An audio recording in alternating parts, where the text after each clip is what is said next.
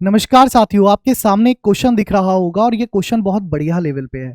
अगर आप यहाँ देखेंगे कि बैक्टीरिया को इस तरीके से लिखा गया, कैसे? हमने बोला कि बी को ई लिख रहे हैं, मतलब हम जो है वो +3 कर रहे हैं। हमने कहा हम ए को एक्स लिख रहे हैं, मतलब -3 कर रहे हैं। हमने कहा हम सी को एफ लिख रहे हैं, मतलब हम +3 कर रहे हैं। और हमने कहा हम टी को डब्ल्यू लिख रहे हैं, तो हम +3 कर रहे हैं। फिर हमने कहा हम ई को जो है वो बी लिख रहे हैं, मतलब -3 कर रहे हैं। फिर हमने कहा हम आर को यू लिख रहे हैं, हम फिर -3 कर रहे हैं। लेकिन हमने कहा आर को यू लिख रहे हैं, हम फिर +3 कर रहे हैं। पर हमने कहा आई को एफ लिख रहे हैं, मतलब -3, और ए को एक्स लिख रहे हैं, तो -3। अब एक बात बताइए, क्या लॉजिक सीधे +3 -3 का चल रहा है? बिल्कुल भी नहीं। जब आप इस क्वेश्चन में देखेंगे तो जो आपको कॉन्सोनेंट दिए गए हैं, यानी कि जो आपको व्यंजन दिए गए हैं, वहां +3 हो रहा है।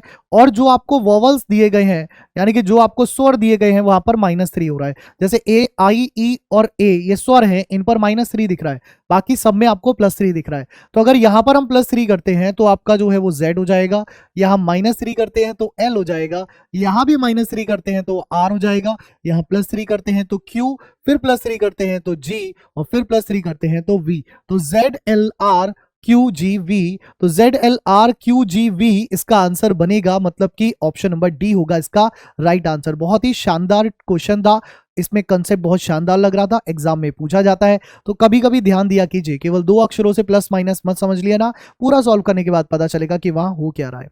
एक क्वेश्चन इसमें का होमवर्क के लिए दे रहा हूं, इसका आंसर कमेंट सेक्शन में आप सभी लोग जरूर देना। आप सभी का बहुत बहुत धन्यवाद। जय हिंद। और रोज सुबह 10 बजे career will SSC GD channel पर मेरे साथ जरूर जुड़े। Thank you.